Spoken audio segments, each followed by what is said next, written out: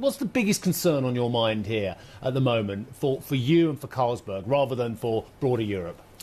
No, I think being a beer producer, being a consumer goods producer, I think the biggest concern for me is what's the global consumer going to do in the coming years. We're talking a lot of geopolitics, a lot of external shocks.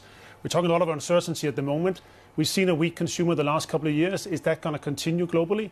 Or what's the impact of all the changes we're seeing at the moment? Are they just drinking less beer? My generation... Well, you're a young man. Yeah, yeah, thanks for that. We drank. But I watch the Gen Zers, I watch the millennials. They're much cleaner living than my generation as well. But there are answers to this, aren't there? Yeah, so when you look at it, overall alcohol consumption, especially within my category, which is beer, it's slightly declining in the Western world. The younger generations coming through, we are seeing a larger proportion of those generations abstaining from alcohol. So there's more of a moderation theme, health and well-being theme. But that's also why we as an industry, that we're pivoting a number of our products and our focus areas. So we do believe there is a long-term future for a great beer product. Percentage of, and I know you've got a vast number of brands, what percentage of new launches were zero or low alcohol beers, let's say in the last 12 months? Yeah, so more than half of the launches, which is, of course, compared to the overall population of brands, that's a significant overproportion. So we've launched more than 60 different alcohol-free brands over the last 3 years across the world.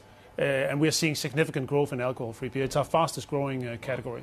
What does that mean in terms of acquisitions and how you position the portfolio? Because if you're seeing large-scale consumer behaviour changes, and I know you had this Britvic acquisition ongoing, how does it change the strategy around those acquisitions in the portfolio?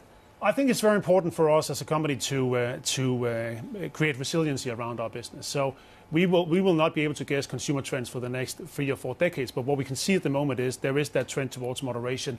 So we're trying to expose our portfolio more towards low and no alcohol, but also low and no sugar when we talk about non-alcoholic products. Britvic, as you say, is down that lane. Britvic takes our soft drinks exposure from 16% to 30% of our total portfolio. So around a third of our portfolio will be soft drinks.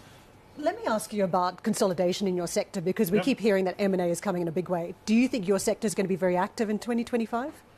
I think it's going to be, it really depends on the regions. If you look at the beer industry as such, it's heavily consolidated already. But what you're seeing right now is that we're all moving into adjacent categories as well. The Britvic acquisition last year was a good example. We also acquired a number of premium craft brands in certain markets. So I do think you'll see a steady flow of deals.